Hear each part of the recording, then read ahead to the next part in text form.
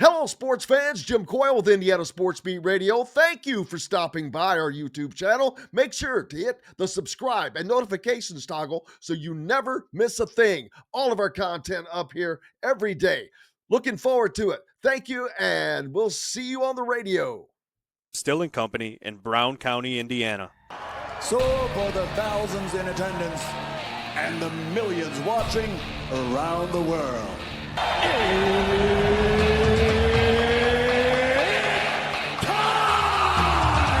Three on the way. Oh! It went in! It went in! And Indiana wins the ball game!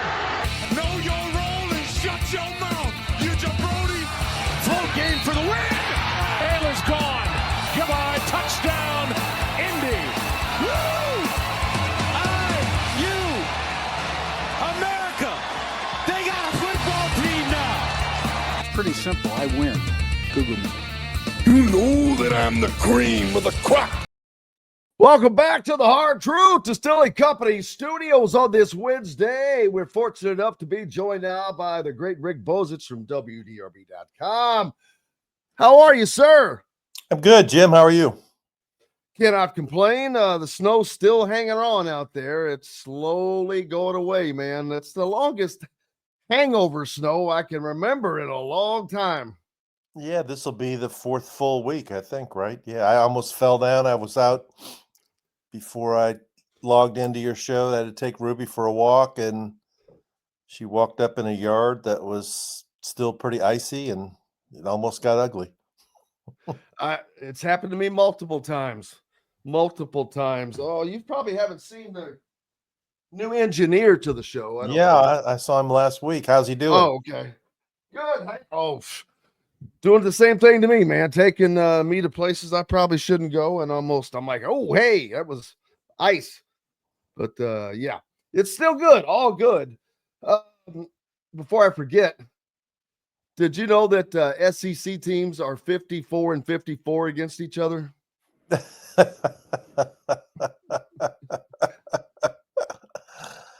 I saw that video and I was like, what just happened?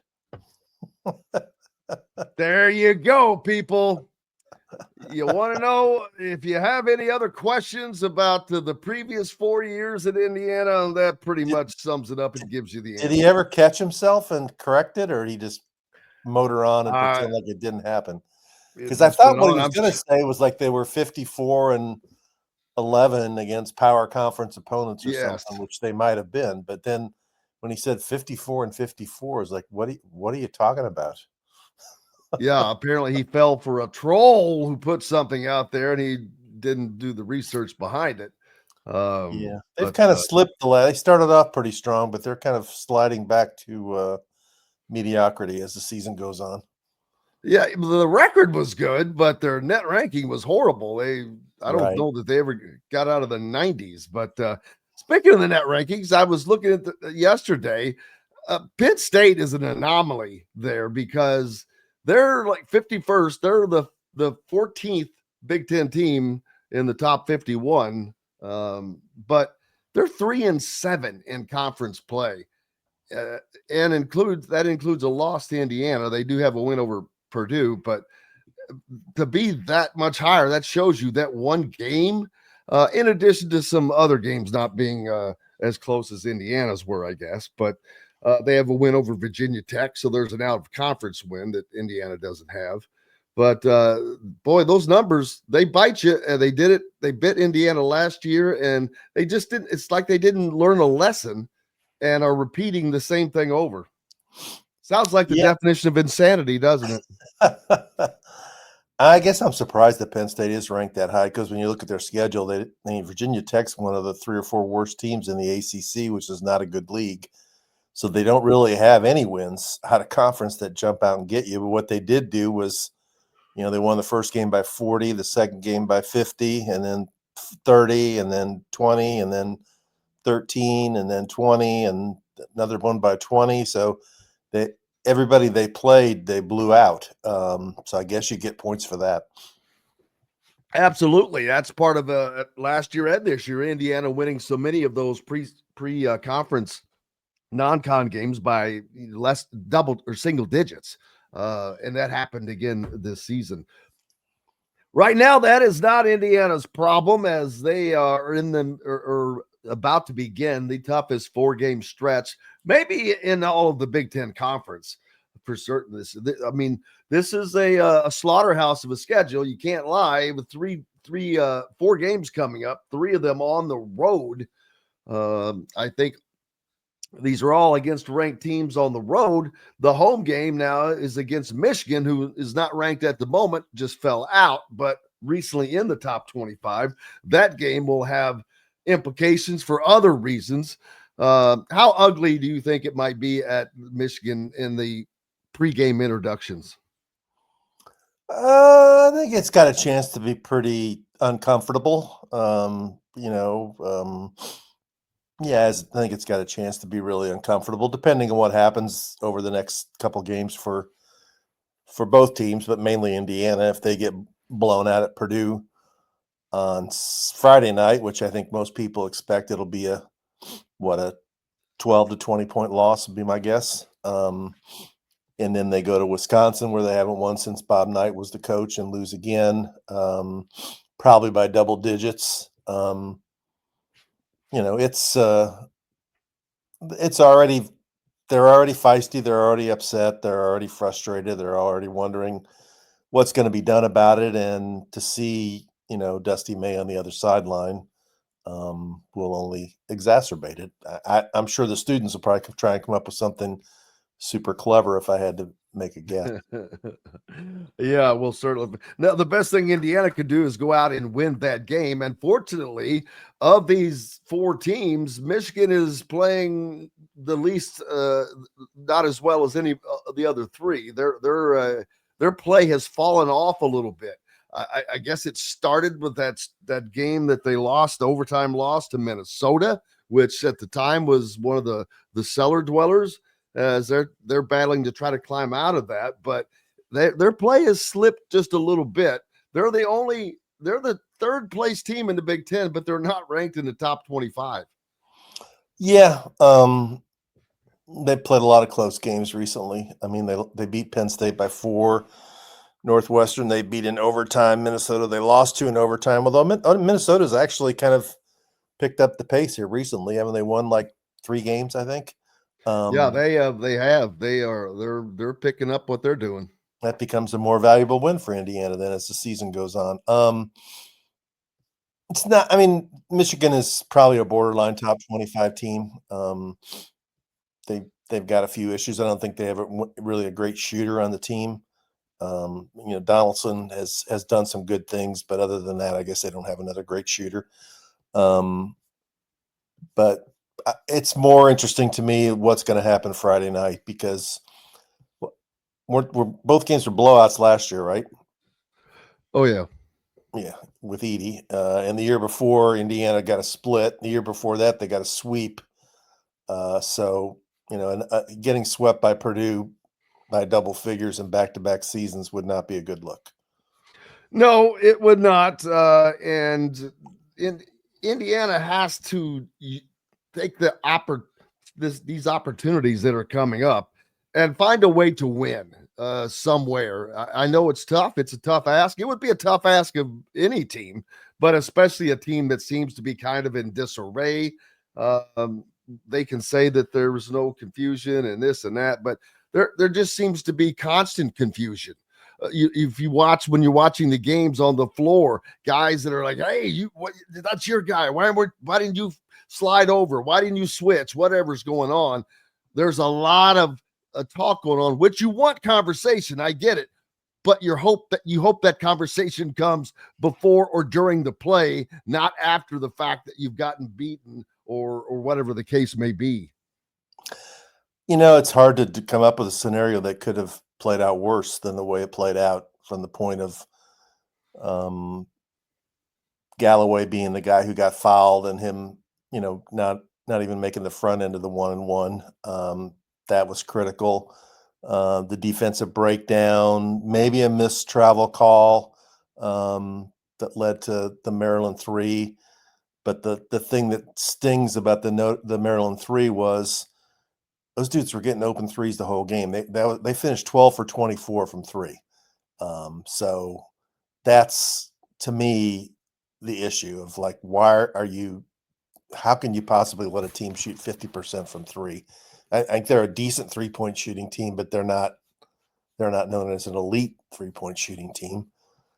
And then to come down, and then the initial choice to have Renew drive the baseline from the right corner when he's left-handed, which means he can't go left because the baseline's blocking him. He needs to go right, and that's not his strong hand.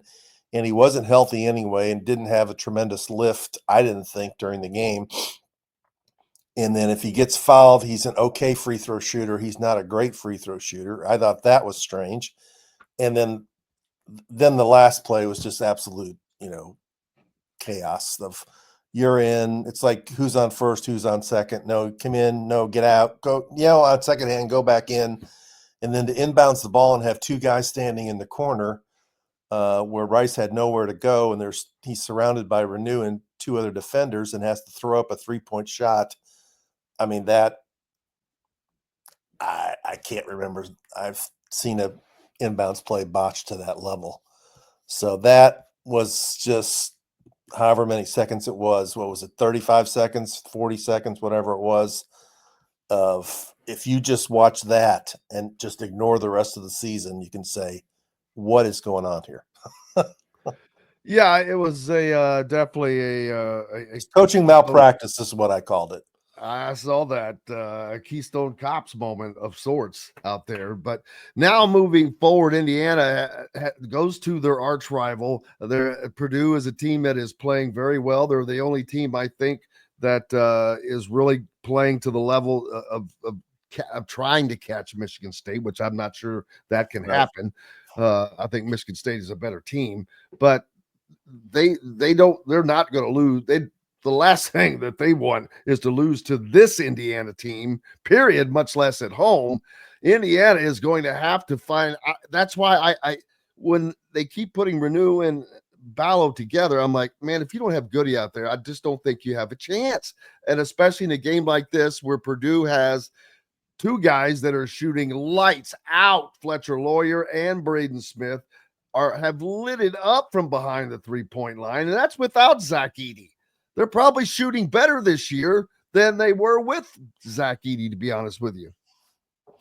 Yeah, and Kaufman-Wren is, in the running to be, he's at Ken Palm ranked one of the 5 most efficient players in the Big Ten. I mean, I trying to look at the big picture, and I'd say what's got to be most challenging for Indiana fans is that Purdue has become the program that Indiana used to be. It's a program that has Indiana high school players. It's a program that no matter who leaves or who comes every year, they're always going to be in the Big Ten race. They lose the player of the year this year. People thought they would drop back. They haven't. They're going to finish in the top 3 or 4 in the Big Ten. They make the tournament every year. It's never comes down to whether they're going to be a bubble team. And they don't do things that, embarrasses the program. And it's what Indiana was like during the Knight era I know there's not the national championships and Final Fours like there were with Knight, but consistency of performance, consistency of competing for Big Ten title, and doing it with recruiting Indiana kids. That's what they've got. And they should be applauded for that. Absolutely. And, this team showed fight in that Maryland game. That kind of gets lost in the fact of all of this, the end of the game shenanigans that went on.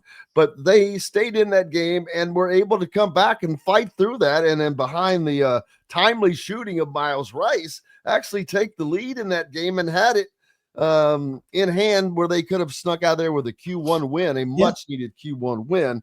So it's there, even with the stuff that's going on, they're still there. And it's like, that's what makes it so maddening for fans, I think. Well, that's because they have talented players that should be performing at a higher level as a group than they are. It's not a team that's put together, in terms of pieces fitting together at it could be done a lot better than that, but they've got enough pieces and enough talent overall, which if 2 or 3 guys really come and play their A game on both ends of the court, then they should be able to play with people. I mean, I think if you objectively stood away from the rosters and just had guys in a gym working out and you were picking, different teams, like tell me who's the most talented teams here. Indiana has to be one of the four most talented teams in the Big Ten, but they don't have the top 4 results in the Big Ten because everybody has their own reasons why, and because it's been this way for a couple of years, I think that's contributes to the frustration that you hear around the program. Oh, there's no doubt about that. And now fans have to go. What if? I hate what ifing. We'll save what ifing for later. So the chances of Indiana getting through these next 2 games without losing both of them are very, very slim, just because. Yeah. And it might be no matter what the situation, but they're playing a very, very good Purdue team. Then they're playing a hot Wisconsin team, a team that has just gotten better as this season has progressed. And they're playing at a place they haven't won, like you mentioned, since Bob Knight was the coach. Well, how strange would it be for all the times this to be the time that Indiana breaks that streak?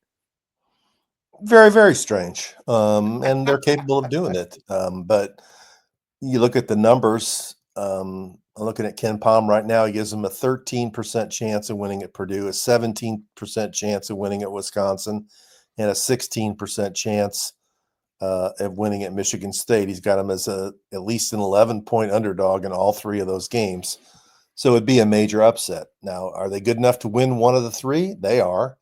Are they good enough to win 2 of the 3? I don't think so.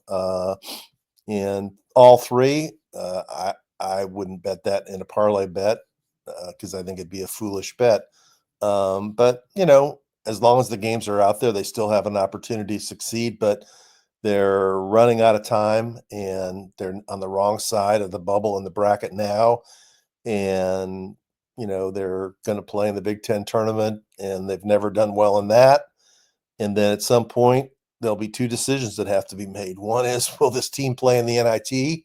And 2 is, who's going to be the coach next year? And I think that's the direction this is going. 2 decisions to make: NIT or skip it like last year, or who's the coach for next season. Oh, I do not see NIT for this team, only because they're going to be taking that next step, and that can't be delayed.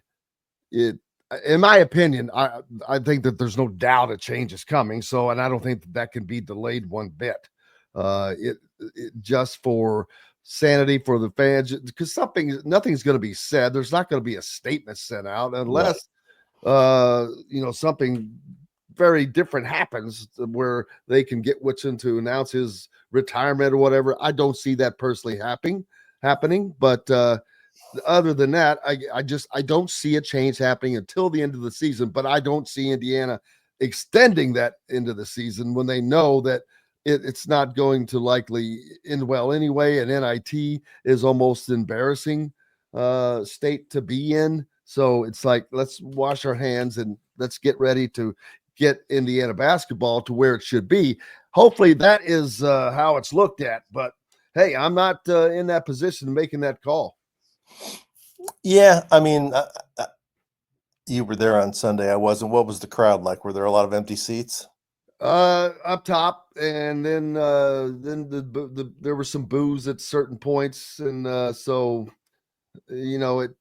And then you had the whole, and I don't understand, but Goody had to turn not only Woodson but maybe Yasir around to go back and shake hands. What is that about? Now, if it was just Woodson, I would get it, but why both of them? So that was kind of odd. Yeah, I saw the video of that. That's not a good look. It's obvious the frustration and the pressure's building. I don't think there's much doubt about that. It's how could it not be? They're human beings too, and they realize, unless they're just ignoring it, that there's a tremendous amount of unhappiness among the people that are in the building. And I'm sure there's a tremendous amount of happiness within the team. I mean, there's no way those guys coming into this season thought that this was going to be another year like last year where they were going to, float on out outside the NCAA tournament and not make it. I mean, there's no way with this talent level that they have on this team and the payroll they have. So this is a bigger underachievement than last season. Last season they had they could say, well, Xavier Johnson got hurt and this and that happened, but yeah, as Ryan says, I watched Louisville last night just dismantle a good, not great Wake Forest team. Wake Forest won't make the tournament, but they had them down 45-21 in the first half. They only won by 13. They kind of closed it out a little sloppy at the end, but they've now won 10 in a row. They're the second best team in the ACC. They're up to a 6th seed in the NCAA tournament. And we're talking about a program that won 12 total games the last 2 years. So it can be done. And individually, Louisville doesn't have probably somebody as good as Ballo. But collectively, the pieces fit together. And you know what their guys do? They play defense. And that's what I don't see from Indiana. I'll go back to that point. When that Rice hit that 3, it was like, how many times has this happened over the last few years where teams come in and have their best 3-point shooting game of the year against Indiana? It's a fatal flaw in the defensive scheme of either it's a flawed defensive scheme or it's one that's not being taught correctly, because you can't consistently be giving up that many threes. No, and when it happens with that frequency and the numbers bear it out, there's obviously something to it. Especially when some of the teams that are not that don't have that level of success elsewhere. From the Hard Truth Distilling Company studios, the great Rick Bozich from WDRB.com. Hello, sports fans. Jim Coyle with Indiana Sports Beat Radio. Thank you for stopping by our YouTube channel. Make sure to hit the subscribe and notifications toggle so you never miss a thing. All of our content up here every day. Looking forward to it. Thank you, and we'll see you on the radio.